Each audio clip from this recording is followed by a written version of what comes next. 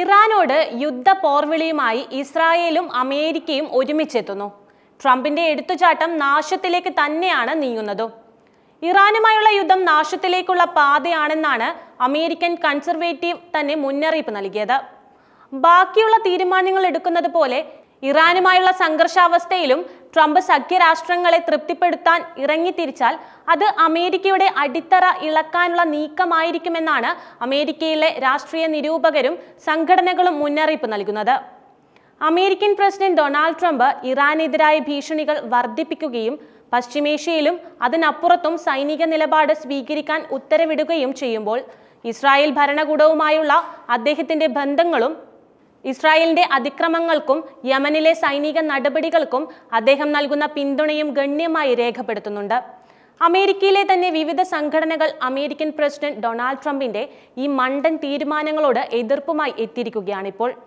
ഇറാനെതിരായ സൈനിക നടപടി പശ്ചിമേഷ്യയെ ബുദ്ധിമുട്ടിലാക്കുകയും അമേരിക്കൻ വിഭവങ്ങൾ ഇല്ലാതാക്കുകയും ചെയ്യുമെന്നാണ് ഇവർ പറയുന്നത്. ഇറാനുമായുള്ള ഒരു യുദ്ധം ജയിക്കാൻ കഴിയില്ലെന്നു മാത്രമല്ല, അമേരിക്കയുടെ നില തകരുമെന്നും അവർ പറയുന്നതായി ടെഹ്റാൻ ടൈംസ് റിപ്പോർട്ട് ചെയ്തിരുന്നു.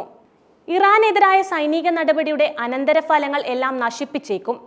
പ്രാദേശിക സ്ഥിരത, ആഗോള സുരക്ഷ, അമേരിക്കൻ സമ്പദ് വ്യവസ്ഥ എന്നിവയിൽ കാര്യമായ പ്രത്യാഘാതങ്ങൾ ഇതുണ്ടാക്കും.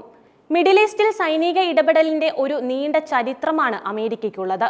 പക്ഷേ ആഗോളതലത്തിൽ ഒറ്റപ്പെട്ടിരിക്കുന്ന ഈ സമയത്ത് അമേരിക്ക അതുമായി ഇറാനിലേക്ക് ചെന്നാൽ, പ്രത്യേകിച്ച് ഇറാനെ ട്രംപ് പ്രകോപിപ്പിച്ചിരിക്കുന്ന ഈ സാഹചര്യത്തിൽ അമേരിക്കയുടെ സ്ഥിതി കൂടുതൽ വഷളാകുമെന്ന കാര്യത്തിൽ ഒരു സംശയവുമില്ല. ഇറാനെതിരായ സൈനിക ആക്രമണത്തിൽ പങ്കെടുത്ത് വിജയിക്കാൻ അമേരിക്കയ്ക്ക് കഴിയില്ലെന്നാണ് അമേരിക്കൻ യാഥാസ്ഥിതിക രാഷ്ട്രീയ നിരൂപകനായ ടക്കർ കാൾസൺ പറഞ്ഞത്. ആയിരക്കണക്കിന് അമേരിക്കക്കാർ മരിക്കും. തുടർന്നുള്ള യുദ്ധത്തിൽ അമേരിക്ക തോൽക്കുമെന്നും അദ്ദേഹം പറഞ്ഞു. ഇറാനുമായി ഒരു യുദ്ധത്തിൽ ഏർപ്പെടുന്നതിനേക്കാൾ വിനാശകരമായ മറ്റൊന്നും അമേരിക്കയ്ക്ക് സംഭവിക്കാനില്ലെന്നാണ് അദ്ദേഹം പറഞ്ഞത്. ഇറാനുമായി അമേരിക്ക യുദ്ധത്തിന് ഇറങ്ങുന്നത് ആത്മഹത്യാപരമാണ്.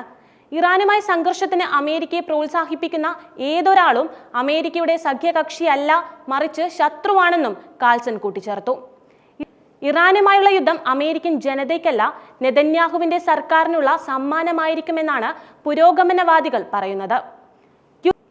യുദ്ധങ്ങൾ അവസാനിപ്പിക്കാനെന്ന് പറഞ്ഞെത്തിയ ട്രംപ് ഇപ്പോൾ യമനെതിരെ ആക്രമണങ്ങൾ ആരംഭിക്കുകയും ഇറാന് നേരെ ഭീഷണി മുഴക്കുകയും ഇസ്രായേലിന് ആയുധങ്ങൾ കൈമാറുകയും ചെയ്യുന്നുവെന്നും വൈറ്റ് ഹൗസിലെ ഓരോ ആളുകളെയും യുദ്ധക്കൊതിയന്മാരാക്കി മാറ്റുകയാണെന്നും അവർ വ്യക്തമാക്കി.